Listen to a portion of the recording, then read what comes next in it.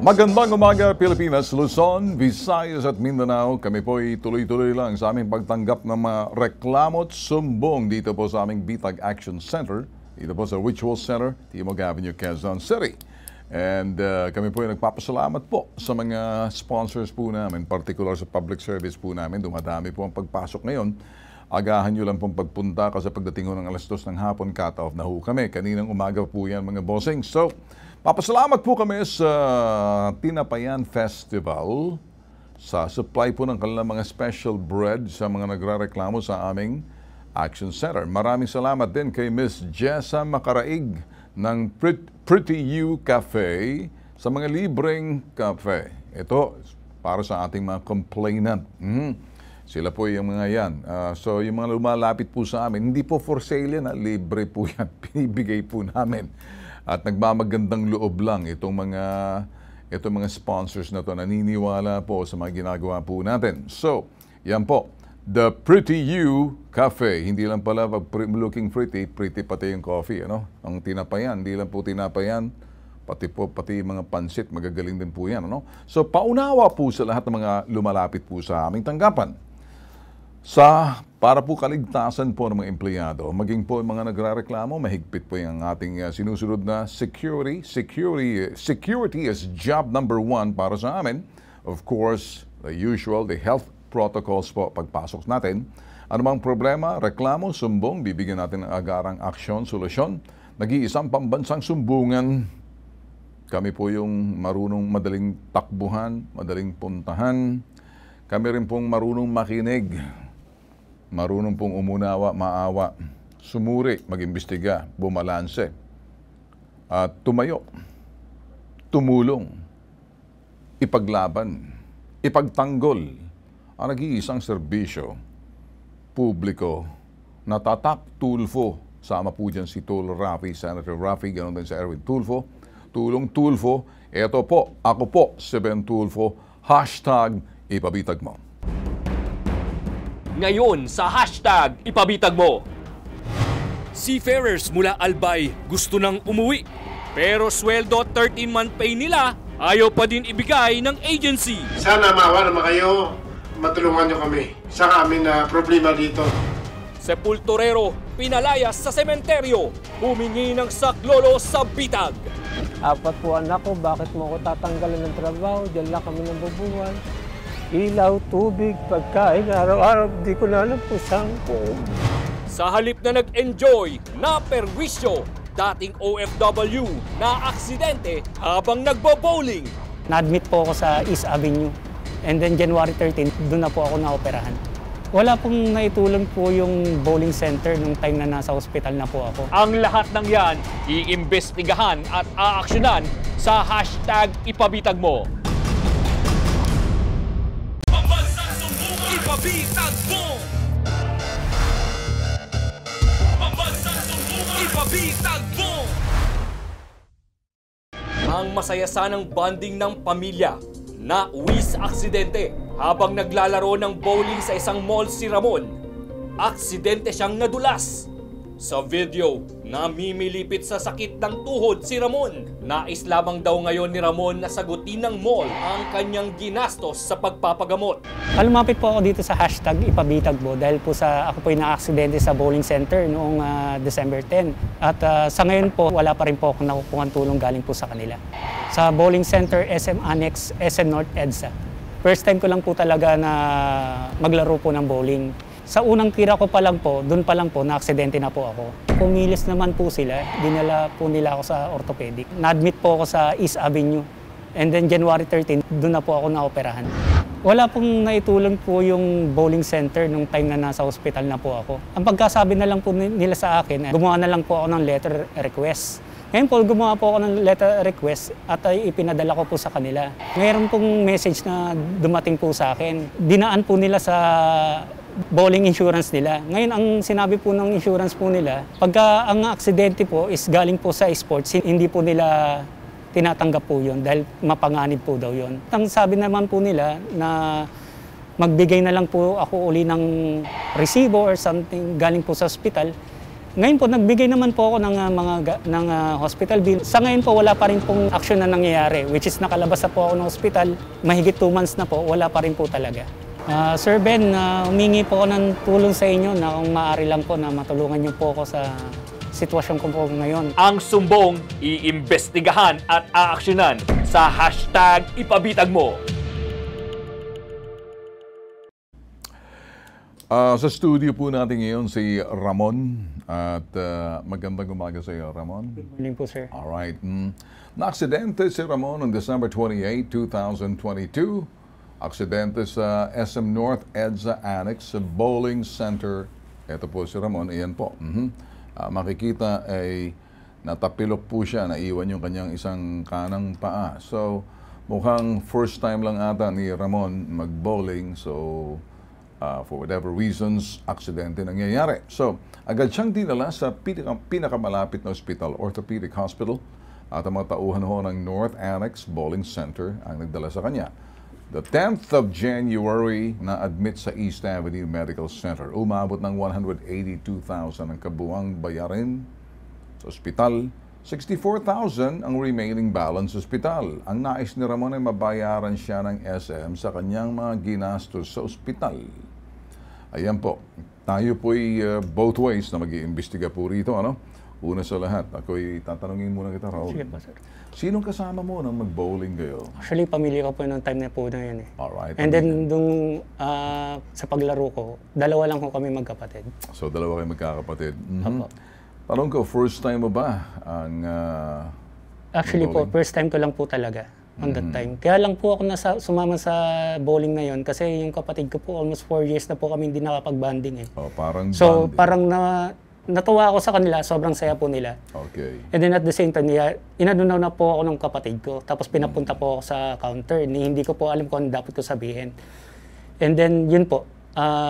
Tapalagay mo ka na, kaninong kasalanan? Sa kapatid mong natuwa o doon sa counter? Kasi sa napansin Yeah, ko, wala naman po nagsabi na first time mo ba na ganun po. Alright. Kahit po sa counter, wala po nakapagsabi sa akin. Basta nagbayad po ako. And then binigyan na po nila ako ng safety shoes. On that time, Safety shoes. niwear ko po yung safety shoes. Okay. Pero, Ramon, ako magsasabi sa iyo, ano? Sa parting yon, yung aksidente mo, eh, doon sa parting nadulas ka, naiwan yung kanang paa mo, parang na-fold, ayan. Apo. Kumbaga, ayan, nadali yung tuhod mo. Apo. Okay? Apo. So, nadulas ka. Apo. May safety shoes ka naman. Apo. So, okay, na madulas ka, nakita natin, namimilipit ka nga dyan. No? Kaya nakita yan, ano? So, first time mo nag-bowling. So far, dinala ka naman sa hospital. Yes po. Alright. Hindi ka pinabayaan ng sabing establishmento at ng bowling lane na yan. Nung time na yun, pagpasok ko sa hospital, yun na po.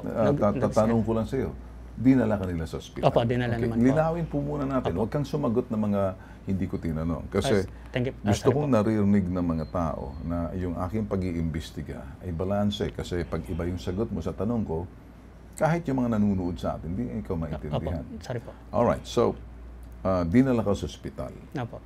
Okay, nung nakita naman natin, namimilipit ka eh. Alright, nung dinala ka sa ospital, sino nagdala sa ospital? Yun po, yung SM na po, may ambulansya po sila. So, may dumating na ambulansya Opo. na para i-transport ka sa hospital kasi nakita na hindi ka makatayo kasi na parang nabali yung sa doon sa may tuhod mo. So, mismong ambulansya na kinuha ng SM, dinaretso ka sa orthopedic hospital. Yes po. Tama? Opo. So, pagdating doon sa hospital orthopedic, ano nangyari? Yun lang po, chinek lang po ng doktor. Aha. And then, on that day, may nilagay lang po sa akin dito sa tuhod ko. Okay. And then, pinauwi din po ako. And then, at the same time po, sa sobrang dami rin po kasi ng mga pasyente po doon, baka daw matagalan pa po daw akong maoperahan. So na-transfer na lang din po kami sa East Avenue. Alright. So, sinabi sa'yo ng orthopedic hospital, matatagalan ka pa maoperahan. Opo. Ang feeling nila, hindi, siguro, kung gano'n ang situation, ang feeling nila na hindi life-threatening. Kaya medyo may schedule pa sa operasyon. Opo. Siyempre, pagpapa-opera, normally, pag operasyon, tinitingnan yan yung immune system, kung pwede ba, kung mahina. Kasi yung healing process, kailangan tamang pahinga.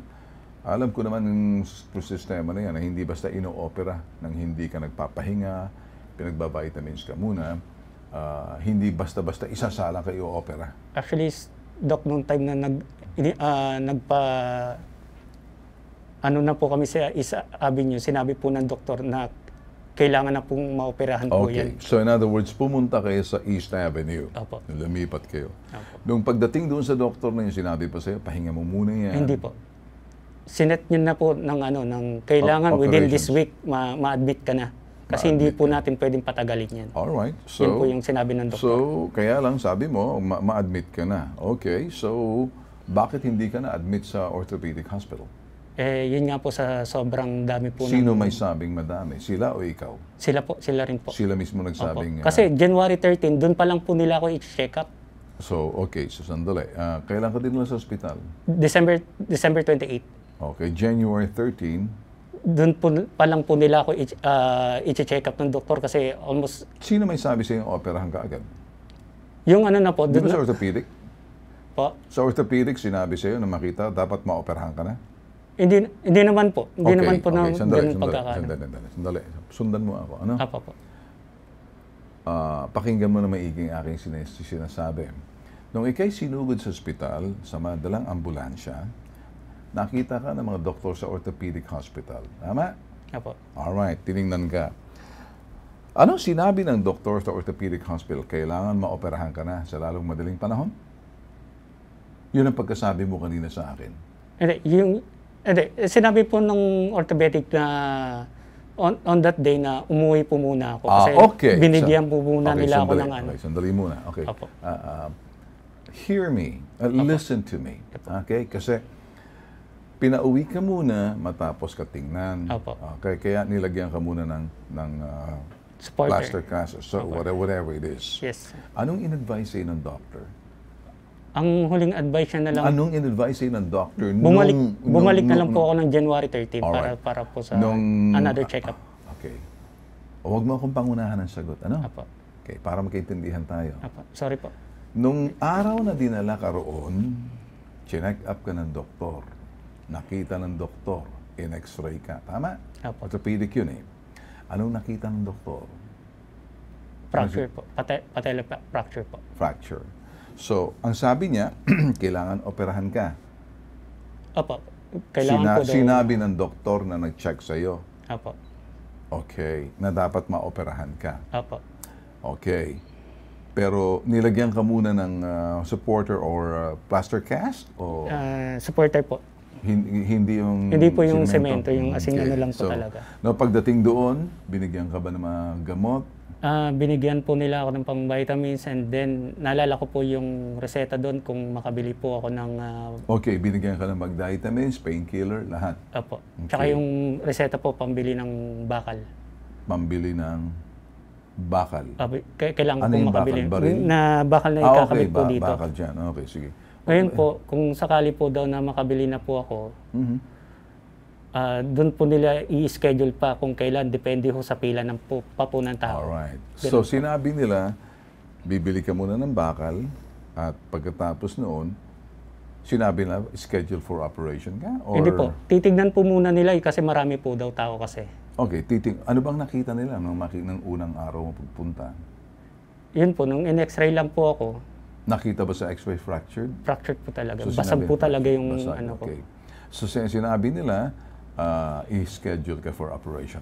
Opo. Basta po pag may bakal na. So kinakailan bibili ka ng bakal mo? Opo. Tapos nung sinabi po nila, pagkabili ng bakal, doon pa lang i-check nila kung Siyempre, kailan. bibili ka muna ng bakal mo. Opo. Kasi sa dami po ng tao, doon pa lang po nila ako i-schedule kung kailan. Sino bang nirereklamo mo? Yung bowling or yung orthopedic? Actually po, yung sa bowling po kasi inaano ko po sa Doon kanila. na ako, yung- dinala ko sa ospital. Parang ang dating mo kasi nirereklamo mo ng ospital eh. Ano, So hindi ko na malaman kung alin bang reklamo mo. sorry po. Medyo, Alright, huwag kang kabahan. May tinatago ka ba? hindi naman po. Kasi first time ko lang din po. Ay, Kasi kung first time eh, on kakampi. air po. Kakampi mo ako on the air. Tinutulungan kita eh, para matulungan. Apo. Ang gusto kong maintindihan kung nga ba'y nakita ng doktor sa umpisa pa lang na ikay dapat operahan agad. Kasi nung nakita nila kung ano ba yung fractured mo, sinabi, uy, palakas ka muna, kinakailangan natin maoperahan agad yan. Pagkatapos magbili ng bakal, operahan ka na namin. Parang ganyan. As much as we can. So parang lumalabas ang sinasabi ng doktor, sige, wag muna natin, pagaling ka muna, itong bilhin mong gamot na to, tapos bili ka ng bakal. In other words, doon sa sinasabi mo, hindi siya yung medical emergency na dapat operahan ka agad. In other words, lalagyan mo natin ng brace, balik ka after kasi naresetahan ka ng vitamina eh. Tama? Vitamins po. Alam mo bang ibig sabihin ng vitamins? Anong vitamins? Para po sa buto. Okay, sa buto. At saka ano pa? Pain reliever. Yun lang okay. po. Okay, para sa buto.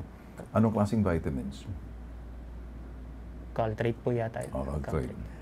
Binigyan ka ba ng vitamin C? Hindi po. Yun lang po talaga. Caltrate.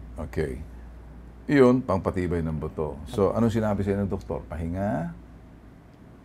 Muna? Yun lang po. Kung nakabili ka na ng bakal, pwede ka nang bumalik para titignan po namin kung may available ng schedule para sa'yo. Kasi sa sobrang daming pasyente, hindi natin alam kung kailan talaga. Alright. So, dahil pasyente. So, ito bang nagtulak sa'yo na kung bakit pumunta ka? Kasi tinatanong ko, napunta ka na sa East Avenue? Opo. Okay, pagdating mo sa East Avenue, anong sinabi sa East Avenue? Yan po, nasabi po sa akin ng doktor, totally yung ganyang case mo, hindi mo dapat patagalin yan. Kasi once na tumatagal yan, nagamot na natin yan, baka mas lalo pang tumagal yung recovery mo. It's better na, kung maaari nga, mga 3 days ma-admit ka na eh. Ma-admit ka? Kasi sobrang tagal na to, nung December 28 ka pa. Sandali. Ma-admit ka para maoperahan. Apo. Yun lang gusto ko marinig. Ma-admit ka para maoperahan. Apo. Okay. Yun ang mahalaga sa akin eh. Apo. Pag marami kang kinikwento, dinidelete ko yun eh. Kasi ako solusyon eh. So, naoperahan ka ba? Naoperahan ko. Okay. In-schedule ka ba agad sa operasyon kasi kinakailangan dapat maoperahan ka? Apo. So lumalabas itong orthopedic, walang kwenta. Itong orthopedic parang mga tanga. Kasi ang pagkaunang tingin lang sa iyo, parang binigyan ka ng vitamins. Hindi ko alam kung palalakasin ka. Sinabi bumili ka ng sarili mong bakal. Pagdating dito, ay schedule ka namin. Kung sakaling dumating ka pa rito, hindi pa sigurado hanggat sa depende sa mga kwarto. Parang ganon. Tama? Tama. Lumalabas, gusto kong sabihin dito, oy, orthopedic ha, mga mukha kayo mga eng-eng ha. Yun doon pa lang sa umpisa pa lang, hindi nyo ginawa yung tama. Kaya napunta tuloy si Ramon sa ibang ospital at doon sa ospital na yun, sinabi dapat maoperahan ka na agad. Ngayon, parang napunta ang reklamo, hindi sa SM, napunta doon sa orthopedic. Tanga yung nasa orthopedic kasi. So anyway, bago muna yan, para magbigay ng linaw kung may habol ba si Ramon sa hinihinging danyos sa SM, nitong si Ramon, okay, danyos mo sa SM. Pero okay, dinala ka sa orthopedic, kaso tatanga-tangin sa orthopedic kasi hindi malinaw kung anong sagot. Sige, pakinggan natin si Attorney Batas Mauricio sa linyang telepono. Attorney Batas Mauricio, magandang umaga sa iyo, Attorney. Attorney Batas Mauricio, magandang umaga sa iyo. Magandang umaga po. Mukha yatang problema. Yes, Attorney. Magandang umaga po. Ginoong Bentul po. Narinig mo ba, Attorney, yung sinasabi ng pasyente na dulas daw siya at aksidente sa bowling sa may SM Annex? Dinalan naman daw agad siya sa ospital, sa orthopedic, at pagdating doon, tinignan siya ng doktor at sinabi sa kanya, bumili daw ng bakal, binigyan siya ng vitamin, at kung sakaling makabili siya ng bakal, schedule siya for operations, but at the same time, parang sinasabi ng orthopedic, hindi pa sigurado kung may schedule ka namin dahil maraming pila rito. So, doon sa parting yun, nagtulak sa kanya, pumunta ngayon sa East Avenue. Tama, Ramon? Pagdating sa East Avenue, nakita ng doktor na kinakailan, maoperahan agad siya. At naoperahan ka naman. Opo. Kaya lang, ang gastusin mo ay malaki. Hindi ba? Okay. So, Attorney, humihingi siya ng danyos dito. Sa nangyari sa kanya, first time niya mag-bowling, natapilok siya. Medyo yung kanyang knee nasira, kaya naoperahan. Anong tingin niyo rito, Attorney? Okay. Sa pangunahing pagtingin, Ginoong Ben Tulfo at mga kababayan na nandito sa ipabitag mo, kay Ben Tulfo, maniwanag po na batay sa batas, kung batas po pag-uusapan, Artikulo 2180-2118 ng Kodigo Sibil ng Pilipinas, ang mga may-ari po ng mga establishmento, mga restaurant, mga hotel, mga inns, at yung mga ganyan, malls and shopping centers, ay may pananagutan sa mga danyos perwisyo sa mga pinsalang natatamo ng kanilang mga customers batay sa mga pangyayari. So, ito pong pananagutan ito, nakasulat sa batas, subalit ang ginawa ng batas, Ginoong Ben Tulfo, upang mapanagot ang mga establishmento gaya po nitong SM malls na to o di kaya ang iba pang mga establishmento ay batay po sa mga pangyayari. Kailangan pong maipakita ng naghahabol ng danyos perjuicios, Ginoong Ben Tulfo, ayon sa Artikulo 2180, Article 2180 of the Civil Code of the Philippines, meron pong pagpapabaya sa maayos na pagpapatakbo yan pong may-ari ng mall. At pagka po yun ang naipakita ng ating nagre-reklamo, tiyak, pagbabayarin po ang SM malls o ang sino pa mang ibang establishmento ng halaga ng pinsalang natamo ng nagpapabitag ng kanyang problema. Okay. Attorney, first and foremost, hindi po siya marunong mag-bowling. Nagkasiyahan siya ng kanyang kapatid. Inimbita siya. First time niya at nakikita rito, nag-bowling siya. Binigyan naman siya ng bowling shoes. At pagkatapos, ayan, nakikita, nag-bowling siya. Nadulas siya ay naiwan yung kanyang right foot and then bumagsak siya doon, natapilok, nag-fold yung kanyang knee. Kaya ayun nangyari. Ang ginawa naman ng mall attorney, agad siyang isinugod sa ospital, tumawag ng ambulansya, dinala siya sa orthopedic hospital. So doon sa parting yung ginawa nila. So ngayon, pakipaliwanag, attorney, ano ba yung danyos na pinag-uusapan natin dito, attorney? Maraming salamat po, Ginoong Ben Tulfo. Ang danyos pong pinag-uusapan, yan nga pong pinsala sa katawan at ang pangunahing batayan po ng pagsasabing may danyos na natamo ang isang customer o kliyente ng isang establishmento, yung kanya pong gagastusin pangunahin sa pagpapagamot sa doktor, ilang professional fee, at siyempre po doon sa mga gamot na kanyang dapat na sagutin para gumaling siya sa madaling panahon. At pangatlo, nadidinig ko po dito, inoperahan. Lahat po ng yan may gastos. At yan ang pangunahin dapat sagutin ng isang establishmento ayon sa Artikulo 2180 ng Kodigo Sibil ng Pilipinas, Ginoong Ben Tulfo. Okay. So, itong medical fees, meron pa bang ibang danyos dahil doon sa pangyayaring, kunyari, dahil dyan, pwede pa ba siya maghabol ng ibang danyos? Let's say, kung binayaran ng buo, lahat na gastos. Pero dito ba, binayaran ba lahat? Magkano nagastos mo? Magkano ginastos ng SM? Wala pa po. Wala silang ginastos? Wala pa po. Ni Cinco? Wala pa po. Di bali kami po muna gumawa ng paraan. Okay, so kayo ang nagbayad? Lumapit din po kung sa DSW. Okay, sige. So lahat yan, gumawa ka ng paraan na makakuha ka ng suporta.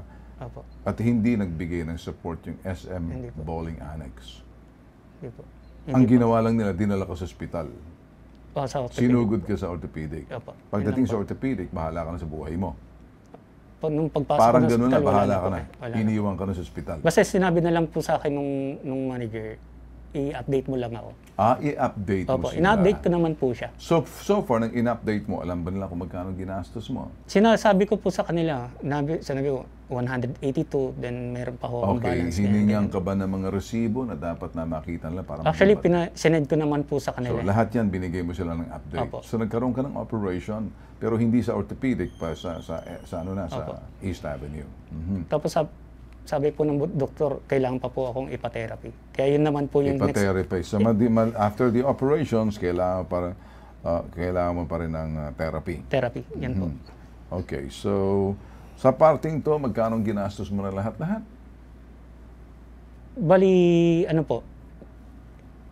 Kung makikita mo sa resibo, yun ang magiging batayan natin. Opo. Kasi medical expenses yan, operations, doctor, iba pa yung sa therapy na sinasabi mo after the operations. So lahat-lahat, magkano nagastos mo? dahil parang pinabayaan ka, i-update lang daw.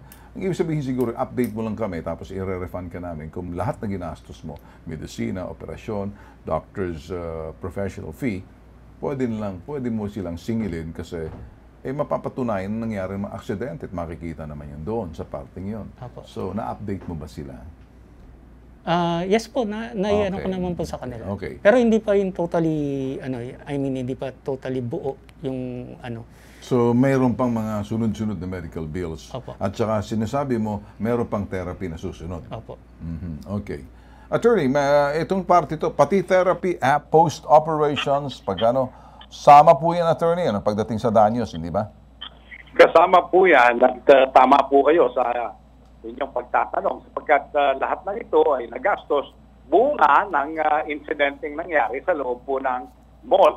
At may dagdag pa po tayo dyan, batay pa rin po sa Kodigo Sibil ng Pilipinas sa kanyang provision sa damages services on damages, nakalagay po dyan, pati po yung halimbawa ay nagtatrabaho ang ating panauhin, nagpabitag ng kanyang problema. At hindi siya nakapagtrabaho sa panahon siya ginagamot, Okay. sa panahon papatherapy, lahat po ng yan, dapat bayaran. Ayun. Okay. So, ayun, lahat bayaran yan, pati yung hindi siya nakapagtrabaho. Okay, danyos. So, ang danyos mo pala, hindi lang sa therapy, hindi lang sa medical expense, bagkus, attorney, sa ilalim pa rin ang sinasabing Artikulo 2180. Tama po yun. So, Ang tatakbo po yan bilang loss of earning capacity na walang kakayahan upang kumita ayon sa hanap buhay na ginagampanan bago naganap ang aksidente, Ginoong Ben Tulfo. ayun, okay. Nililinaw po natin, attorney, magandang paliwanag po ninyo rito kasi aksidente ito, nalagay, loss of earnings, na wala siya pinakita, tsaka medical bills. Okay, sige. Natawagan natin ang SM at itong nakausap namin ang BITAG, ang legal representative ng SM. Hindi nila masasagot ang kabuang halaga, subalit handa naman daw sila magbigay ng tulong. Kailangan lamang maipadala sa kanilang tanggapan ang mga orihinal na resibo ng nagastos ng pagpa-opera ni Ramon. Yun ang sagot nila sa iyo. So, okay. Importante siguro, kunin mo lahat ulit ng mga resibo. Pagkatapos, bit-bit mo sa folder. At pagkatapos siguro, attorney, malinaw po yung inyong paliwanag dito, hindi lang medical expenses, ha? Parang lumalabas, pati danyos doon sa pagkawala niya ng hanap buhay, hindi ikaw ba may trabaho or ano ba, seaman ka? OFW po. OFW ka. Actually, paalis na po sana ako. Kailan ka paalis? February ho sana. February sana, alis siya, attorney, kaya hindi siya paano mo makukuha yung danyos, attorney, na hindi pa siya nakakaalis? So, matindi po yan. Kasi akala ko nagtatrabaho siya rito na hindi siya makapagtrabaho, gawa nga ng kanyang sa operasyon, hindi pa siya nakaalis, dapat daw ng Pebrero siya nakaalis. Kaya rin sa nangyari, madelay yung kanyang pagkaalis. Paano ma-determine yung kinikita niya ngayon araw-araw, attorney? Wala ka pang kontratang malinaw kung magkano ang sasahurin mo kasi hindi ka pa nakakaalis. Well, pwedeng sagutin yan, Ginoong Ben Tulfo, no? Pagkagawa niya po may schedule na, batay po sa sarili nating karanasan, Okay. dito po sa Bitag at Batas, yung pong mga naka-schedule umalis, meron na po yung approved employment contract. Meron ka na? Po yan. DOE. Wala pa daw siyang approved employment contract. Pero sinabihan lang po ako ng February. Sinabihan lang daw siya. Wala pa siyang pinarmahan, approved. Sinabihan lang daw siya na dapat umalis siya. Kaya lang sa nangyari, wala pa siyang kontrata, attorney. Paano mo mahahabol ang danyos pagdating doon sa yung parte? Kung wala ka pang pinarmahang kontrata, sinabihan pa lang siya, at wala pa siyang, kumbaga, hindi pa malinaw kung itatalaga siya. At nangyari, hindi siya makaalis. So, paano to, attorney? Medyo masaya po yan, Ginoong Ben Tulfo at mga kababayan, sapagkat siyempre, hahanapin po ng SM o ng sino po mang ibang nakahabla sa ganitong klase ng mga usapin sa danyos, yung katotohanan ng kikitain hindi natupad. Kung yan po'y nakabitin pa sa balag na kahalanganin, medyo nagkakaroon po tayo ng problema, Ginoong Ben Tulfo. Ayun, okay. Nakuha ko na, attorney. So, in other words, hindi natin maka-quantify kasi wala pang kontrata, wala pa nang specify kung magkanong kikitain mo roon sa parting yon. Tama, attorney? Tama po kayo, Ayun, Ginoong okay. Ben Tulfo.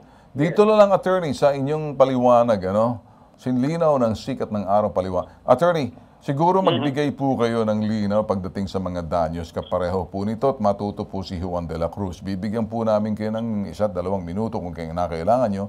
Expand para naman matuto po si Juan de la Cruz. Marami po nagsasabing anumang danyos, siguro i-interpret natin yung tamang interpretasyon ng danyos kapag ang tao'y na pinsala sa anumang tanggapan, yung danyos na medikal, sino magbabayad. I will give it to you, attorney, para medyo kayo na mismo nagbibigay ng parang kaalaman at payo sa mga nanonood sa atin ngayon.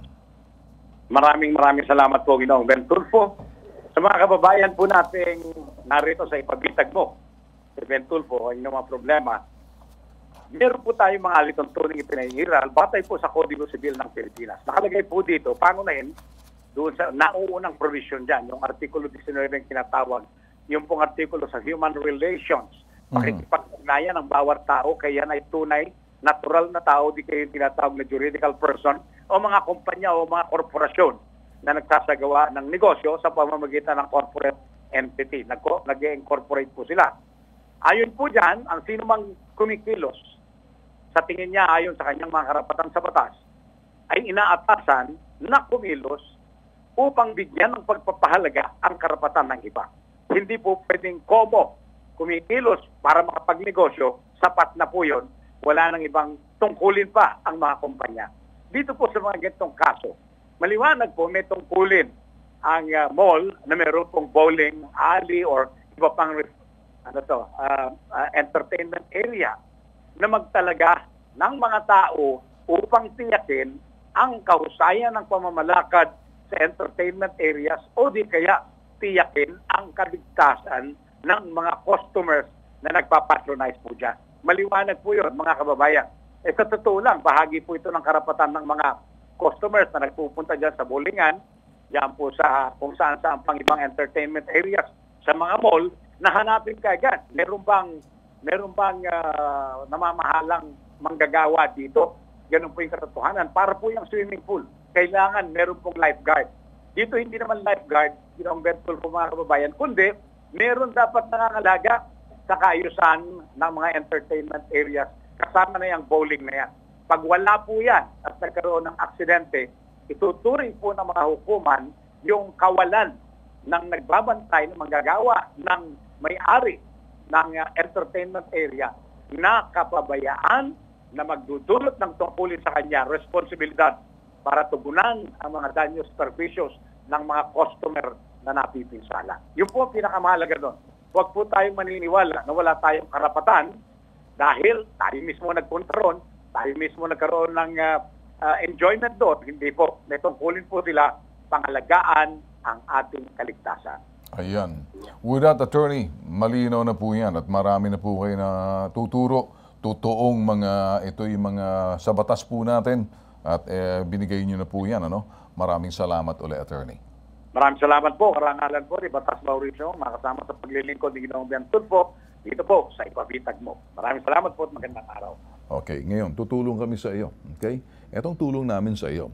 Nakikipag-ugnayan kami sa SM, sa Kalandigal. Kung hindi man, doon mismo sa pamulan ng SM na kinakailangan maayos to. Dahil totoo naman na may karapatan kang sagutin yung medical expenses na sa loob nangyari ng mall. Okay? So, lumalabas may utang kang 180,000 pesos. Tama? Lahat ng bills niyan ay kinakailangan ipipresenta yan. Okay? Ipipresenta yan yung mga resibo na ginamit na serbisyong iginugol ng ospital, ng professional, mga gamot na ginamit mo, na nauukol dyan sa pagkatamo mo ng yung pagkabali ng iyong tuhod na aksidente.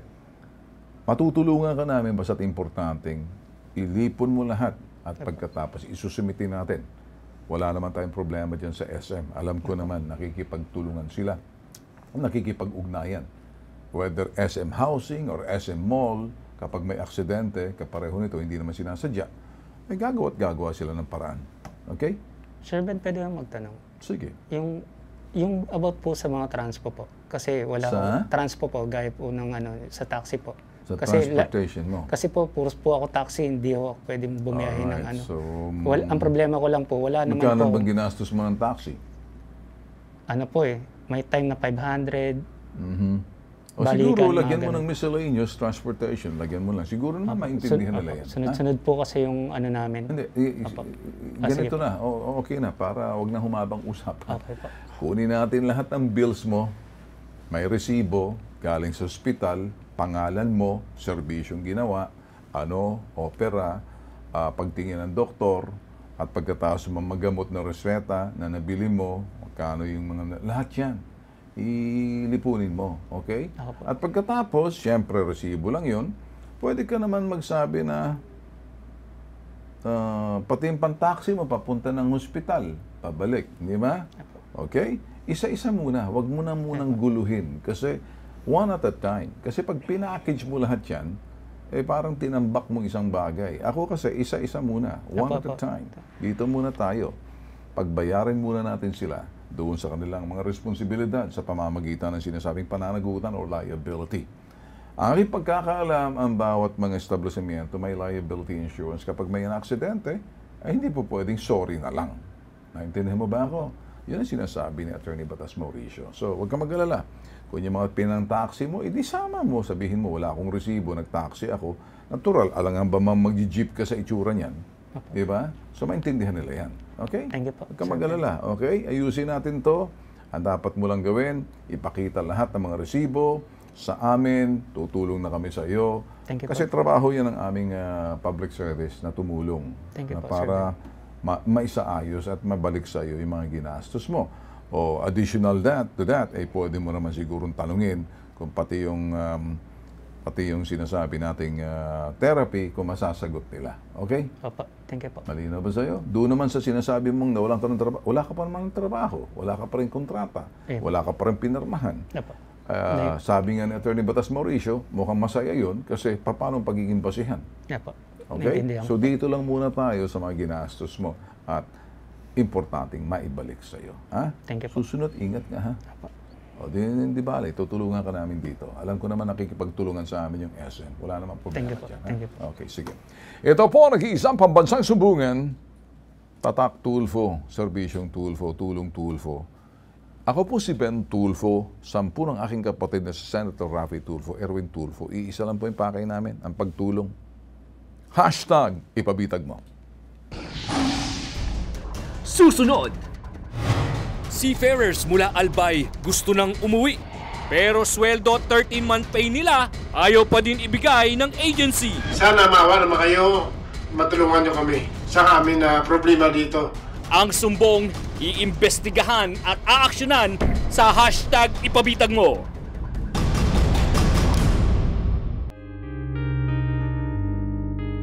Humingi ng saklolo sa hashtag ipabitag mo si Jerly Piloton. Ang kanyang pamangkin at mga kasama nitong seafarers, iniipit di umano ng kanilang pinagtatrabahuhang agency. Sir Ben, andito po ako ngayon sa hashtag ipabitag mo dahil po ang aking pamangkin na si Jose Sagarino ay humihingi po ng saklolo para po matulungan niyo po sila dahil po wala po silang sahod, 4 na buwan na po. Tipid na po sila, wala na po silang makain. Sana po matulungan mo sila, Sir Ben Tulfo. Gusto na nilang umuwi pero ayaw ibigay ang kanilang 3 buwang sahod at 13th month pay. Mula pa ng December 1 hanggang sa ngayon, wala kami tanggap na mga sahod. Ang aming opisina ay nasa Legazpi. Ang pangalan ay Mayon Diamond Diesel Corporation. Humingi kami ng tulong, sir, para maksunan nyo. Ang iba ay umuwi na rin dahil ay naghanap na rin sila ng ibang trabaho. So bumaba sila dito. Kami na lang ang natira dito. Plus 13 months, wala kami pang natanggap.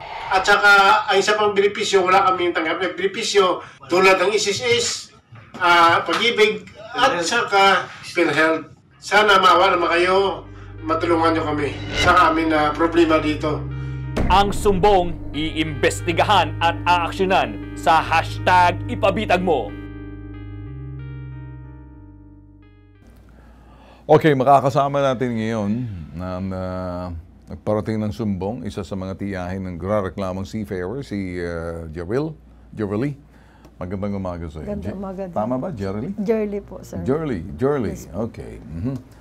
Jerly, ano may tutulong namin sa iyo tungkol doon sa, ano ba to, tiyahin ka sa pamangkin mo? Opo. Okay. Tumawag po kasi yan ang pamangkin ko, sir, nga si Jose Sagarino sa akin. Okay. Sabi niya, tita, pwede niyo po kami ihingi ng tulong kay Sir Ben. Okay. Yung una pong sinabi niya sa akin kay Sir Rapi, pero pumunta pa ako ng CIS Act, dito po ako inirepair. Okay. Kasi po sabi niya, wala na talaga kami tita itulong doon sa pamilya namin. Sandali lang, no?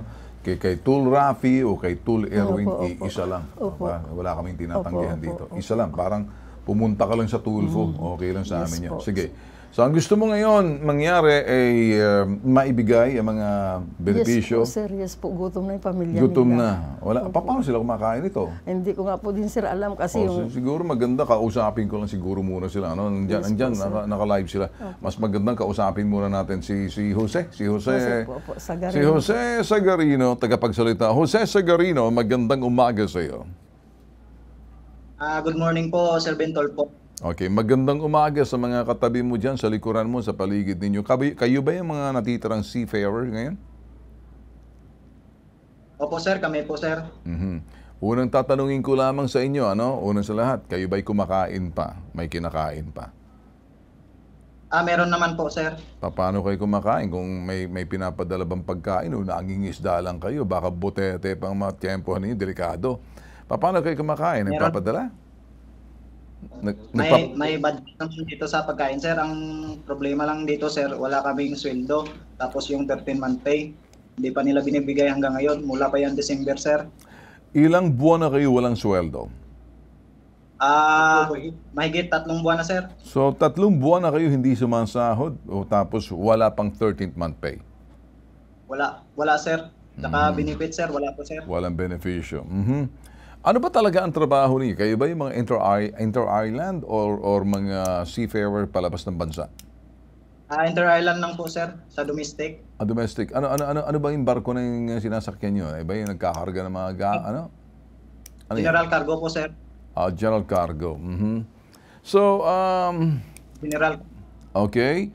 Tinitipid ba kayo sa pagkain ng mga tubig na dyan sa barko ng nagmamayari?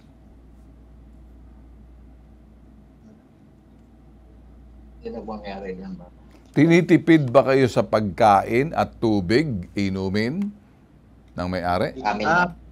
Ang sa pagkain, sir, walang problema. Kaso yung tubig, sir, sarili na naming perang ginagamit, sir, para pangbili, sir. Saan kayo bumibili ng tubig? Doon, sir, nag-aarkil na pa kami ng bangka, sir, para makabili lang ng tubig, sir. So, nag-aambag-ambag kayo para magbili ng tubig. O, sige. Opo, sir. So, ngayon, ang lapit nyo sa amin, dapat mabayaran kayo ng inyong 3 months na sahod at yung inyong form delayed, yung 13th month pay. So, yan, okay? Yan ang gusto ninyo mangyari. Saka yung remaining days din namin, sir. Oy, kompleto namin na. makuha, sir. Lahat na dapat pagbayarin natin sila. O sige, dahil sa problema sa schedule, hindi kayang sumagot ng Mayon Diamond Vessels Corporation Agency sa ating interview. Ayon sa kanilang legal counsel na si Attorney Edward Barredo, pumunta na sa kanilang opisina ang kanilang opisina sa Dole Albay at sila na ang nag-conduct ng inspection. Whatever noted violation, we are amenable and willing to comply naman po. Yun lang po ang sagot. Sabi po ni counsel, ano? Siguro mas magandang kausapin ko tong legal counsel na to tapos medyo ang tipid ng sagot. Hindi naman sinasagot kung ano yung mga ganyang karamihan. Tawagan mo nga at masukat ang utak ng abogado na to para nang sa ganun. Kung nga ba pareho tayo ng pananaw, baka kasi kumbaga parang rason lang. Iba yung abogado na kapareho ni Attorney Batas Mauricio, diretso ang sagot. May kilala akong isang abogado ko, no? Pag na-refer ko naman itong mga pobre na ito, sigurado talo na agad. Yung alam niya raw yung batas natin. Hindi ko bibigay sa iyo to. O sige, tawagan to si Attorney Edward Barredo. O kung nakikinig ngayon si, pati na O kung nakikinig ka, ano, batas natin. Number you have dialed Naku, is wala. either unattended or out of coverage area. Please try your call. Unattended. So, sa parting to, kung sakaling hindi matawagan tong ano na to, tawagan muna natin tong provincial dole natin sa Ching Bananya. Dapat malaman muna rito kasi ito yung mga seafarer, local lang naman to. Gusto natin makita sa provincial head ng Dole Albay. Madali lang naman pati Dole rito sa Manila. Pwedeng tawagan naman tong, kaya lang bilang kortesiya man lang para masilip nila at malaman nila. Yung barko na yan dyan, nandyan sa Albay. Ayaw po kasi namin na kami parang binibilog ng mga tagapagsalita, kalimitan, abogadong ginagamit nila parang matitinag. May isang abogado nga dyan, nag-abogado ng babatas-batas natin. Wala namang binatbat, tawag ko chipipay. Sigurado gagawin akong content noon. Nagko-content siya, kumikita siya, binibigyan ko siya ng kunting kita kahit na paano. At least nagkaka-interest yung mga tagapagsunod niyang kulto sa kanya. Okay.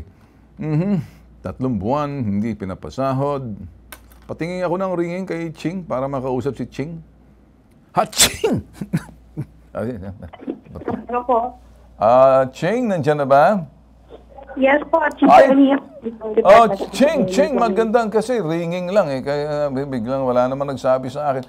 Magandang umaga po sa inyo, Ching Bananya, provincial head ng Dole Albay. Magandang umaga rin po, Sir Ben. Okay, tayo po'y live, ma'am, sa IBC 13 at ipaparating lang po namin sa inyo, ma'am. Una sa lahat, courtesy at respeto na rin na may mga yung opisina po ata ng kanilang pinagtatrabahuan, ma'am, naka-base po diyan sa Albay. Okay? At ang pangalan po ng kanilang kumpanya ng seafarer na to, sabi po rito, Mayon Diamond Vessel Corporation. Tinatawagan po namin yung abogado. Matipid po ang sagot ng abogado. Ang kanilang problema po, ma'am, nag-aantay po sila, naka-live po tayo. At the same time, nakikita po natin sila. Ang sinasabi po nitong abogado po, whatever noted violation, we are amenable and willing to comply po naman. Ma'am, they've already violated the rights of ng mga seafarers na to. 3 months, hindi na po sila sumasahod. Wala po silang 13th month pay. Pati po doon, parang napabayaan na po sila. Gusto nilang umuwi sa pamilya, hindi sila makakaalis kasi pag umalis sila, baka lipad na pati yung kanilang sahod. Ma'am, sa sagot po ng abogado nila, si abogado na to na parang akala mo na parang kung parang kapareho rin nung sumagot na batas natin na kilala mo siguro, Attorney Lubayan. Sige, ganito. Ma'am, ano pong magagawa natin dito bilang pagtugon po dito sa mga pobreng seafarers na nandyan po sila, nag-aantay po sa atin? Ang magagawa po ng Dole Albay, ma'am? Sige po. Ganito po yun, Sir Ben. Dalawa pong programa ang pwede namin gawin dito sa ating mga seafarers. Unang-una po, under the Single Entry Approach Program, pwede silang mag-file sa amin ng request for assistance para makakuha kami ng jurisdiction over them regarding sa kanilang concern.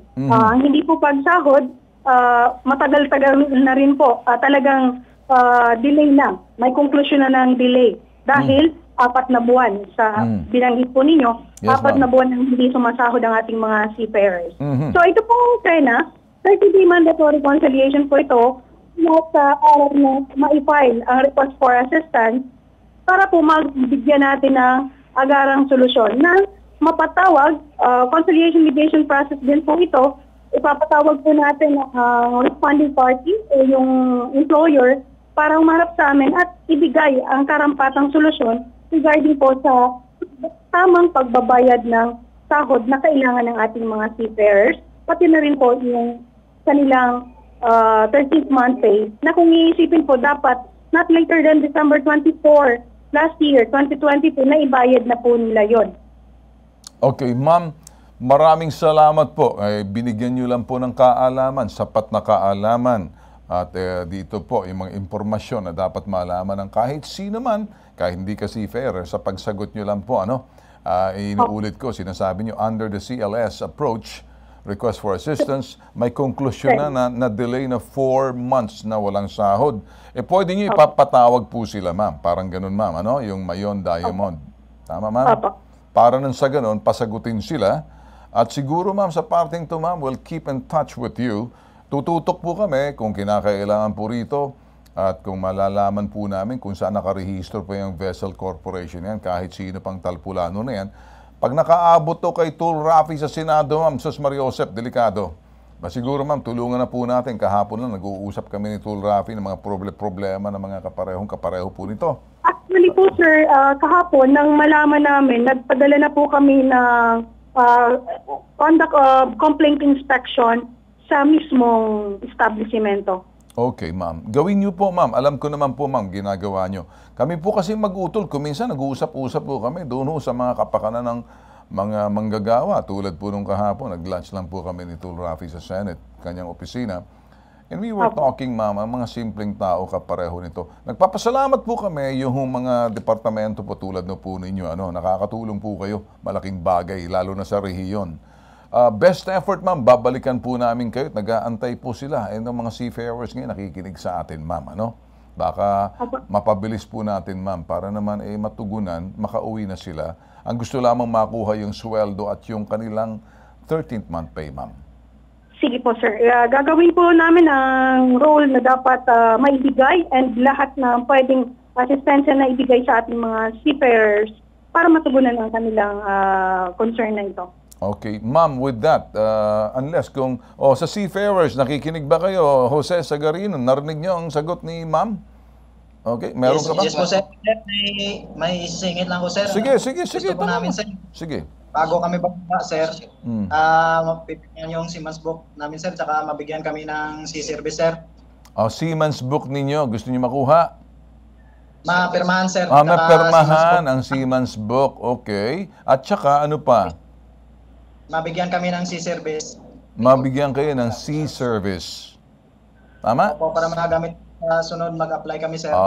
Okay. Parang reference niyo yan. Ma'am, ito pa po, ma'am. Baka magawa niyo mo siguro, ma'am, Miss Cheng Bananya. Ang gusto lang nila, maliban pagkatapos po na makuha yung kanilang sahod na trinabaho nila, 13th month, mapermahan po yung kanilang Seaman's Book. Malaking bagay po yan. Mabigyan din sila ng Sea Service Certificate. Talagang nagserbisyo naman sila, ma'am, kahit mahirap. Magagawa po ba ng ating tanggapan po yan, ma'am? I-coordinate po natin kasi yung po Seaman's Book, itatanong ko lang kung saan po yung anong status ngayon ng Seaman's Book na sinasabi po nila. Hawak ba nila o wala silang hawak ngayon? Para may-coordinate natin sa tamang ahensya na nag-handle din po. Okay. Sige, ganito. Jose, hawak niyo bang Seaman's Book ninyo ngayon? Andun ni Kapitan, sir. Siya pong humahawak ng mga... kasama niyo ba si Kapitan ngayon? Andito sa ibaba, sir. Sa ibaba. So, hawak ni Kapitan, nandyan yung mga Seaman's Book. Tanong niyo sa Kapitan ninyo. Opo, sir. Kasi, hawak ng mga papel. Okay. Tanong niyo sa kapitan ninyo na hawak ang Seaman's Book, nasabihin niyo, nakaabot na sa amin, makikipagtulungan naman ng DOLE rito sa atin o anumang ahensya na may kinalaman dito, sisiguraduhin natin masusolusyonan ng problema. Meron pa ba kayong tatanong? Meron ba kayo? Kuha na lang. Yung remaining din, sir, makuha namin din. Ay, lahat naman yan. Pag nagharap-harap kayo, masasabi nyo. Ngayon kasi, mahalaga, nagsasabi na sa atin dito si Miss Cheng Bananya, handa silang tumulong at ganun din yung isa pang ahensya na may kinalaman pagdating sa mga Seaman's Book na yan. Total, hawak nyo naman pala. Gusto nyo lang, mabigyan ng certification, mapermahan na talaga naman kayo nagserbisyo, hindi kayo nagpakasasa dyan. Okay? Yes, sir. Okay na ba sa atin? Sige, mag-aantay tayo. We will keep you posted. Gagawin namin, tatawagan namin kayo, makikipag-ugnayan kami rito kay Cheng Bananya at makikita natin siguro by next week may resulta na tayo rito. Kung tintiis lang, ha? Hindi namin kayo papabayaan. Yes, sir. Okay? Okay, sir. Thank you, sir. Salamat. Walang anuman. Ingat, ha? Ingat, okay. Okay, ma'am. Sir? maraming salamat. Inaasahan po namin na meron po kaming investigators na tututok para medyo, ito kasi yung kanilang tiyahin, ma'am, isa dito sa tiyahin, laging pumupunta sa aming tanggapan at pinapalo up. Yun na lang po sa aming tanggapan para maibigay na ang papabisitahin na lang po sa amin para... Ma'am, nandito po sa Quezon City po itong yung tiyahin, yun pong, nasaan ba yung bar? Nasaan ba ang yung naman sir, ganito po, yung Sena naman po natin is online naman siya sir. Pwede nilang i-file online. Okay. Tapos, dito naman siya kasi ang address na nakalagay na kanilang employer is dito po sa Legazpi City. That is why pag ito-throw po yan sa amin. Kami ang may jurisdiction. Okay. Meron ka bang sasabihin? Wala na po, basta yung lang po ng pamangkin ko. Sige ma'am, makikipag-ugnayan po kami ma'am sa inyo. Susubukan po namin gawin yung sinasabi ninyong digital ways of solving problem. Makakaasa po kayo ma'am, makikipagtulungan po kami. Maraming salamat. Maraming salamat, ma'am. Okay? Okay, yan. Okay ba sa'yo? Hindi ka namin papabayaan. Tutulungan ka namin. Thank you po, Sir Ben. Maraming salamat. Okay, thank you rin. Sige, okay. Sige. Ito po, nag-iisang pambansang sumbungan. Solusyon, aksyon, serbisyo, tulong, tatak Tulfo. Ako po si Ben Tulfo, 10 ng aking mga kapatid na minamahal. Senator Tul Rafi. Ganon din po si Tul Erwin. Ako po si Ben Tulfo. Ito po ang ipabitag mo. Susunod, sepulturero pinalayas sa sementeryo, humingi ng saklolo sa bitag. 4 po anak ko, bakit mo ako tatanggalin ng trabaho? Diyan lang kami nabubuhay.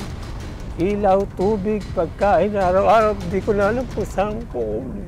Ang sumbong, iimbestigahan at aaksyonan sa #ipabitag mo. Okay, kami po ay nagpapasalamat po talaga sa mga sumusuporta po sa amin dito po sa aming public service. Una sa lahat, yun pong Tinapayan Festival na nakikita niyo na po, kinakain po ng mga, yan po, yung mga dumarating po sa amin, ito mga complainant. Isa rin po ang mga nagbibigay din po ng ito'y kanilang tulong din po para dito sa mga tao na to, ay pagbibigay po nitong Pretty You Cafe. Yan po, nakikita mo. Sa baba po yan, dyan po mismo sa may Action Center. Hindi po namin binibenta at hindi po binibenta yan. Yan po ay pinaano sa mga complainant, pinakikita po namin sa inyo. Yung mga tumutulong po. Inaasahan po namin marami pa pong tutulong at hindi po namin kinakalakal o gagawing yan po or negosyo. Pang ano po yan, pang tawag dito. Para doon sa mga sa ibaba lang po, no? So, okay, dito na po tayo sa sepulturero. Siguro mas magandang ibalik po muna natin siguro kung VTR para makita po natin yung complaint. Mababa man ang tingin sa mga katulad niyang sepulturero. Pinapahalagahan ni Romel de la Cruz ang trabahong ito na minana pa daw niya sa kanyang mga magulang. Mahal ko po yung trabaho ko dahil dyan na po ako pinalaki ng magulang ko. Para sa akin, wala naman po talaga akong ginagawang masama. Lahat po ng pakiusap sa'yo, ginawa ko, pagmamakaawa. 4 po anak ko, bakit mo ako tatanggalin ng trabaho? Dyan lang kami nabubuhay. Ilaw, tubig, pagkain, araw-araw, di ko na alam kung saan ko. Kinwestiyon ko sa kanya na bakit mo naman ako tatanggalin kasi nirereklamo yung bayaw ko, hindi naman ako. Subalit nagbago ang lahat nang tanggalin siya ng pamunuan ng Bagbag Cemetery sa Novaliches, Quezon City. Bukod pa sa trabaho, tinanggal din ang kanyang tahanan sa loob ng sementeryo. Tumulog po ako kay Sir Ben Bitag dahil po sa pagtanggal po sa akin sa trabaho bilang sepulturero. Ako po ay tinanggal dahil sa reklamo ng pamilya na arogante daw po yung bayaw ko kausap. Sa #ipabitag mo, humingi ng saklolo si Romel. Hiling ng pobre, maibalik siya sa kinamulatang trabaho. Sana po matulungan po ako ni Sir Ben na makabalik ulit sa trabaho ko bilang caretaker. Yun lang po talaga, ma'am, wala nang iba. Ang sumbong, iimbestigahan at aaksyonan sa #ipabitag mo. Si Romel ay lumaki sa sementeryo. Tulad ng sinabi niya kanina, narinig niyo, kasamang kanyang lola. 4 na taon na siyang sepulturero. At ito rin kanyang manang trabaho sa kanyang lola. Ang pagiging sepulturero. Ay yan lang po yung kanyang alam na trabaho. Nalalaman ang problema, bigla na lang daw siyang tinanggal bilang caretaker na mga namumuno sa Bagbag Cemetery sa Novaliches. Dito po, alamin po natin kay Romel. Si Romel, magandang umaga sa iyo. Magandang umaga po sir. Okay, Romel. Ano naman ang kinalaman mo sa pagiging arogante ng iyong bayaw? Gusto ko malaman sana rito, Romel. Ano ba talaga? Ayun nga po yung din nirereklamo ko na yung bayaw ko, yung nireklamo na arogante Okay. ng pamilya. Pamilya ng? Nagreklamo po May pamilya nagreklamo. na arogante daw po yung bayaw ko kausap. Sino yung pamilya na nagreklamo laban sa bayaw mo? Yung po yung nasaraduhan namin na Nasaraduhan nyo? na patay ng pamilya po. Sinaraduhan nyo yung parang, yung ano Nicho yan? po. Yung Yung nicho? Okay. Nasaraduhan nyo? Apo. Bakit nyo nasaraduhan? Anong pinasara ba sa inyo? Or ano bang... Yun po yung ano ko po, yung rolling ko po, yung tinatawag na. Okay. So, okay. Ano bang pangalan mo talagang Romel o Romel? Romel de la Cruz po. Okay. Romel de la Cruz. Okay, sige. Ano daw ang dahilan? Ba't ka tinanggal? Bakit so, nagpaliwanag ba sa iyo yung sino bang narereklamo mo talaga rito? Si Nata Mananghaya po kasi yung team leader na. Si Nata Mananghaya. Mananghaya po. Yung leader namin dyan. Alright. Okay ka naman sa relasyon mo sa itong team leader niyo. Dapat ang unang sasalba sa iyo, team leader mo. Sabihin, wow. Opo, yun nga po Anong dapat. ginawa ng team leader sa iyo? Naawa ba sa iyo? Sabi, wag natin tanggalin yan. Kawawa naman. Dito, kapareho rin natin yan. Siyempre, ang kapwa mo rin ang siyang tutulong sa iyo. Ano ba nangyari? Ayun nga po, ang sabi niya, yung may nagreklamo nga daw bilang arogante yung bayaw ko. Ano naman kinalaman mo sa bayaw mo? Kaya nga po, nagtataka naman po kay Sir Nata, bakit ako naman to yung tatanggalin niya? Yung bayaw ko po nireklamo, na arogante po kausap. Okay. So, maganda siguro tawagan muna natin si Nata, parang Mananghaya, para malaman natin kasi di ko maintindihan. Gusto mong manatili sa loob ng sementeryo, yan ang namana mo sa lola mo. Diyan ka, ilang taong ka na tumira sa sementeryo? Simula nung pinanganak po ako, diyan na po. So, diyan ka na lumaki, sementeryo na talaga. Lola ko na po talaga nagpalaki sa akin. Wala ka na bang nanay-tatay? Ano po kami, broken family po kami. Broken family. So, ikaw sa lola mo, ikaw sa loob ng sementeryo. Sa loob ng sementeryo, paano ka nabubuhay? Ikaw yung sepulturero. Yung nabubuhay pa po si Aling Benny, kung tawagin, lola ko po. Ako po yung katulong na dati maggawa ng nicho. Okay. Kung may papa-additional yung pamilya. So, tanong, bakit nga? Gusto ko lang malaman, ba't ka tinanggal? Yun nga po sa bayaw ko na may nagreklamo daw na arogante yung bayaw ko. Okay. Sige. Pwede ba natin makausap si Nata Mananghaya? Okay, sorry. Sa linya ng telepono, si Nata Mananghaya, magandang... Tumawag po kayo last time. Nata? Nakausap na po nga ako yung anak ko na interview ako. Hello, Nata, magandang umaga muna. Sandali, si Ben Tulfo, naka-live po tayo sa IBC 30, Nata. Hello po, good morning po. Good morning, Nata. Si Ben Tulfo, naka-live po tayo sa IBC 30, Nata. Alright? Ay, hindi po ito si Nata po. Sino to?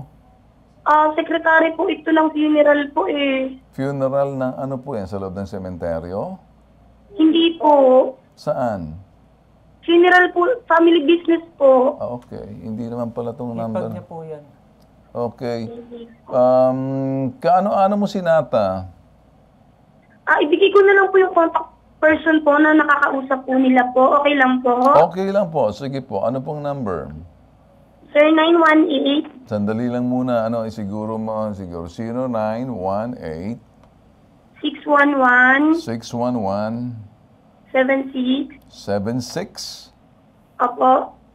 Ano pa? 21. 21. Sige. Yan po. Sino pong kakausapin namin dito? Francis Mananghaya po. Siya po yung in-interview. Kahapon, okay. anak po siya ni Nata po. Alright, sige. Maraming salamat sa pagbigay mo ng number na mali pala. Pasensya ka na kung sakaling nagkamali kami sa number na pagtawag namin, ha? Okay lang po. Salamat din po. Salamat din. Okay, thank you. So, tawagan natin si Nata sa tamang ano. Okay, ito na yung ring na to. Kamali tayo roon sa number na tinawagan. Pasensya na po kayo. Tao rin, nagkakamali. Lalo na po ako, malimit po ako magkamali. So sa parte. Hello po, sino po ito? Magandang umaga po sa iyo, Nata. Si Ben Tulfo, Nata, sa IBC 13.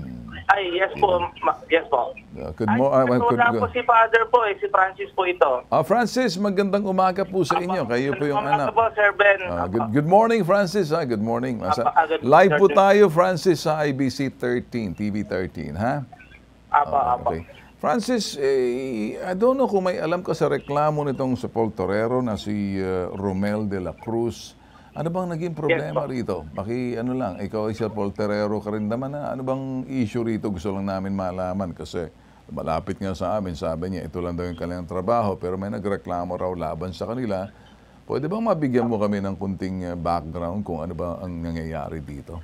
Sir, yung about dyan po kay Romel de la Cruz po, sir, natanggal po yan, sir, sa pagiging suporterero dahil sa dami pong reklamo sa kanya. Maraming reklamo po na meron po siyang isang beses ginawa niya, may binasag siyang nicho po dahil sa galit niya doon sa kapwa niya suporterero po. Nadamay po yung walang kaalam-alam po. Meron naman po din isang pang pagkakataon po na pinipilit niyang magpagawa yung family, walang-wala nga po, which is taga-DSWD pa yung relative po nun. Kaya nagreklamo sa opisina, nung pinapatawag po namin siya sa opisina po ng Bagbag Cemetery, hindi po siya humarap. Ayaw niyang harapin po yung mga reklamo sa kanya. Ano po ibig sabihin nun? Ibig sabihin po, talagang totoo po yung reklamo sa kanya. Kaya napilitan po siyang tanggalin. Well, maraming salamat sa pagpapaliwanag mo. Pag ang isang tao tinawag, pagkatapos hindi nagpapakita, para sa akin, parang sinuko mo na rin yung karapatan mo na mapakinggan at marinig. Parang gano'n, ano? So, parang sinasabi mo rito, Francis, may binasag siya na nicho dahil galit niya sa kapwa sa Poltorero. Tama? Tama po. At maraming reklamo laban sa kanya. Tama po. Meron siyang pinilit na isang pamilya na magpagawa ng nicho, wala namang pera dahil DSWD lamang ang tumutulong. Tama po. At ipinatawag siya sa opisina, itong si Romel, pero hindi po siya nagpakita, hindi siya dumating. Okay. Tama po. Pareho kayong sepulturero nitong si Romel, tama? Okay. Siya kasi lumapit sa amin, sabi niya, siya'y ulila na wala na siyang ibang mapuntahan. Diyan lang siya nakatira sa sementeryo. Simula nung siya'y sinilang, nagpalaki sa kanyang lola, kaya hindi namin alam kung ano ba, hindi ba siya pwedeng mabigyan ng parang konting konsiderasyon man lang ng siguro magulang mo bilang konsiderasyon. Sir, excuse po, kasi doon sa consideration po, sir, yung mga unang reklamo niya po, natanggal na po siya. Kaya po may kasulatan nga po yan sa amin, na sa susunod po na may reklamo sa kanya, is matutuluyan po siya. Yun nga po, sir, hindi talaga din nagbago po Talagang gumawa pa rin ng kalokohan po. Okay. Opo. Okay, sandali lang. Okay. Yan, sir, halos second chance na po nabigay na rin po sa kanya. Dahil ang unang tanggal niya po, nabigyan siya ng chance na hindi na nga po siya na hindi na siya uulit. Yun nga po, sir, kaso marami pa rin reklamo po rin talaga sa kanya. Sige, sandali lang, Francis. Mel, bakit ganito? Lumalabas ang dami palang reklamo laban sa iyo. Binigyan ka na naman pagkakataon. Ang hindi ko gusto rito, wala namang kinalaman yung nicho. At pagkatas dahil lamang sa galit mo, binasag mo yung pakibabang sandali, binigyan ka na. Parang ganito, binasag mo yung nicho sa galit mo. Ano naman ang kinalaman nung nicho na nagpapahinga yung nandun sa loob dahil sa galit mo sa Poltorero, hindi naman siguro tama yon. And then pinilit mo yung isang pamilyang walang-wala talaga magpagawa ng nicho, wala namang pera, tulong DSWD na lang. So, kaya ka natanggal sa trabaho at maraming reklamo laban sa ilang pagkakataon na pala to, hindi lang first, second. Paano kita matutulungan ito? Sir, pwede po ako magsalita. Sige. Yung sinasabi po nilang reklamo na binasag ko, yun po yung kasinungalingan. Pinalaki po nila yung issue, nagpunta po kami ng barangay. Okay. Yung pamilya na binasag ko, yung nicho, hinarang nila sa office. Dinerecho nila ng barangay. Ngayon, pinatawag po ako ng...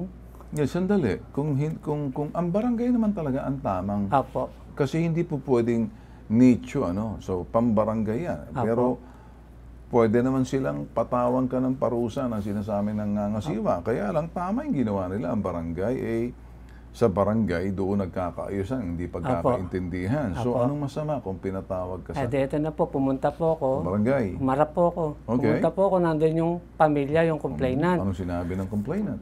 Sabi niya, ba't binasag mo yung puntod ng lolo ko? Okay.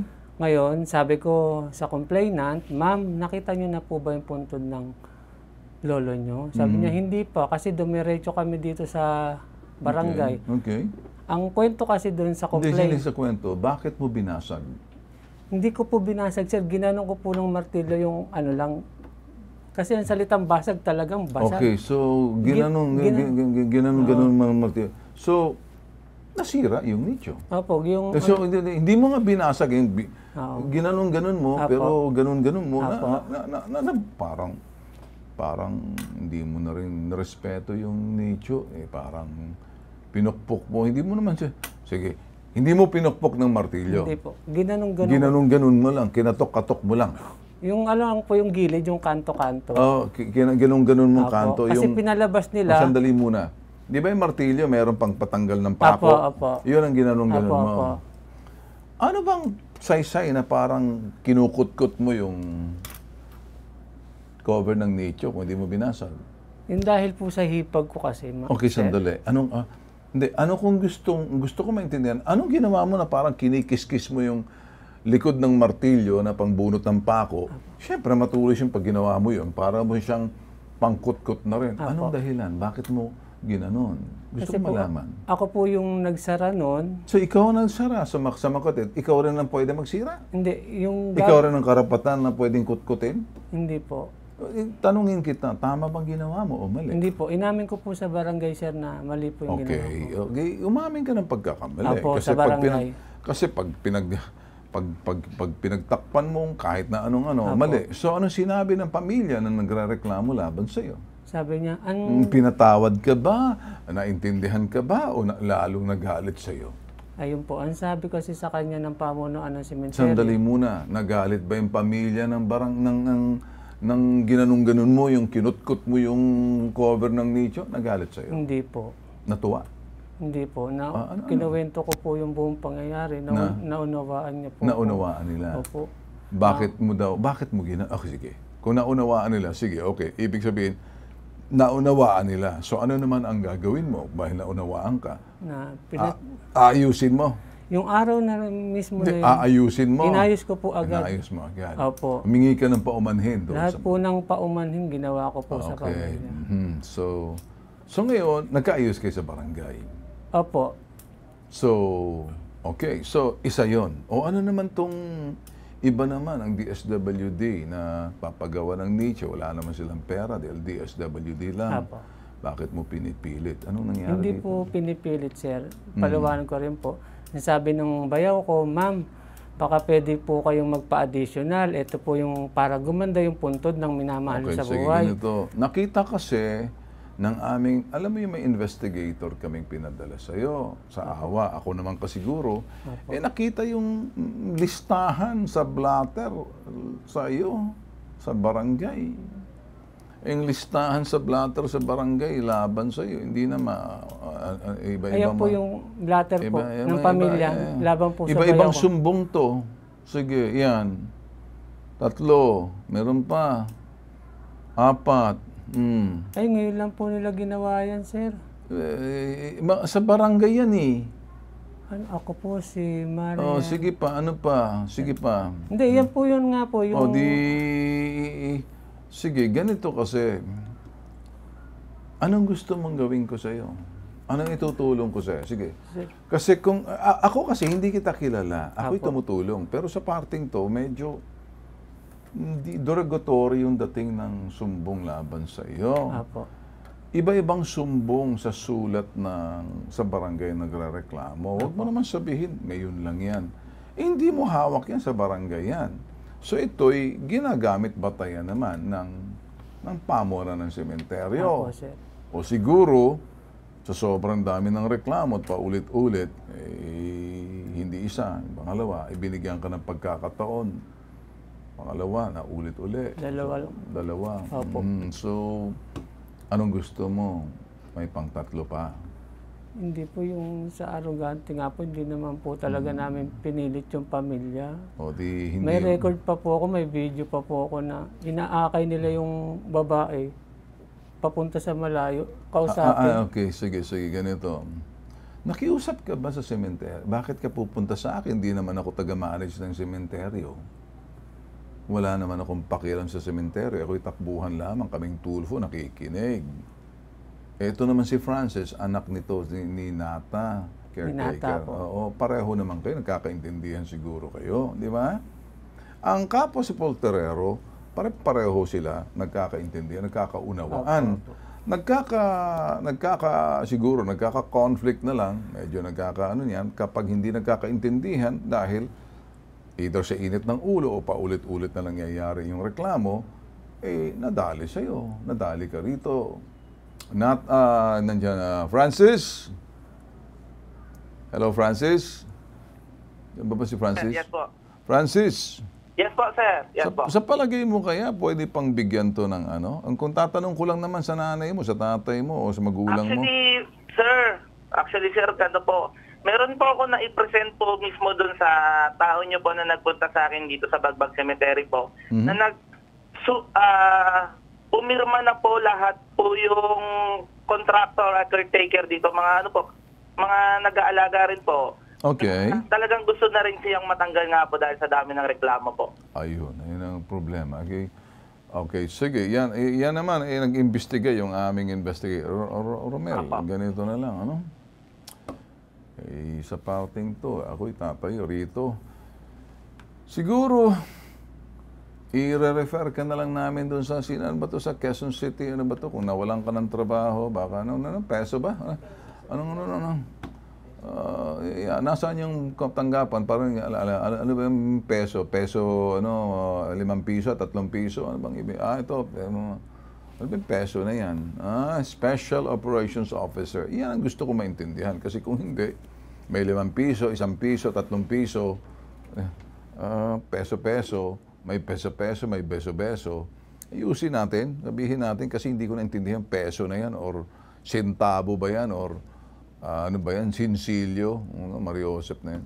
Ako pa, hindi ko naman kabisado yung mga Sige, papakiusap kita rito sa peso. Ngayon ko lang na Special Operations Officer. Okay. Ayan. Okay. Sa linya ng telepono si Paulo Hipolito. Magandang umaga sa iyo. May tanghali nga pala. Magandang tanghali. Okay. Sir Paulo, pwede ba natin tulungan itong si Polterero na wala ng trabaho? Ayaw na sa kanya diyan sa may Bagbag Cemetery. Wala siyang trabaho. At parang nagperma na sa kanya dahil paulit-ulit. Siya ba pwede mag-qualify na makakuha naman kahit na paano? Mahanapan na lang siya ng ibang sementeryo or ano ba to? Ano sir? Makakatulong ba tayo? Correction lang po, hindi po ako sa peso. Ako po yung isa sa mga administrator po ng Bagbag Public Cemetery. Okay. Special Operations Officer po. I'm sorry. Akala ko peso. Yes, sir. Okay. Paulo, pasensya ka na kung Special Operation Officer. Hindi ko naman alam yung peso na yan eh. Punyeta na peso na yan. Napunta tuloy sa 5 piso. Okay, Paulo, ano pong magagawa natin dito? Kay Romel, kayo po, bigyan niyo po kami gabayan niyo po kami, tulungan niyo po kami rito.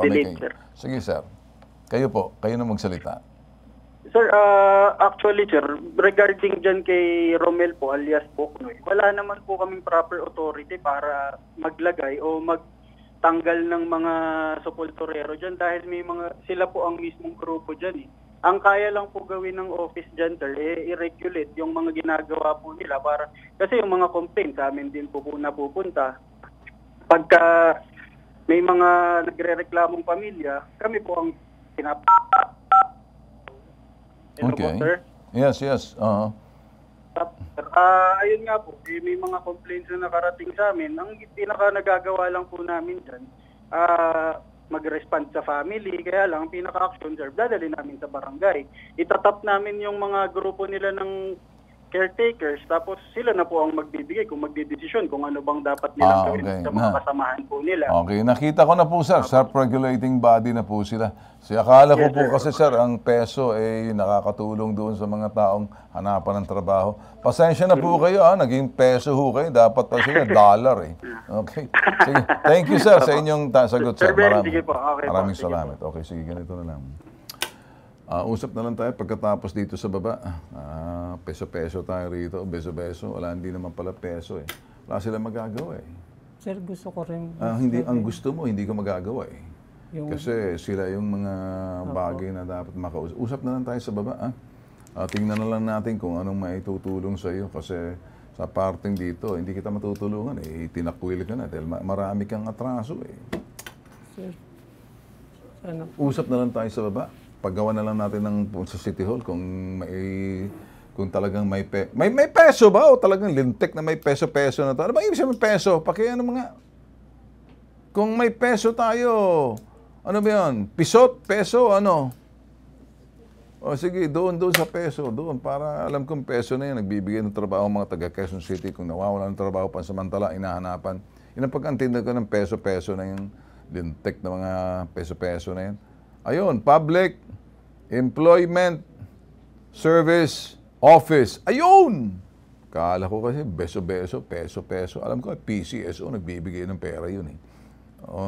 Sige, usap na lang tayo. At medyo mabigat yung pagbibigay sa'yo. Higit sa sumbungan, imbestigahan, anumang reklamo, sinusolusyonan, inaaksyonan. May mga reklamo talagang bitin, hanging at hindi natin may bibigyan ng solusyon, pakikiusapan mo, hindi pa rin magagawa ng paraan. So, hahanap na lang tayo.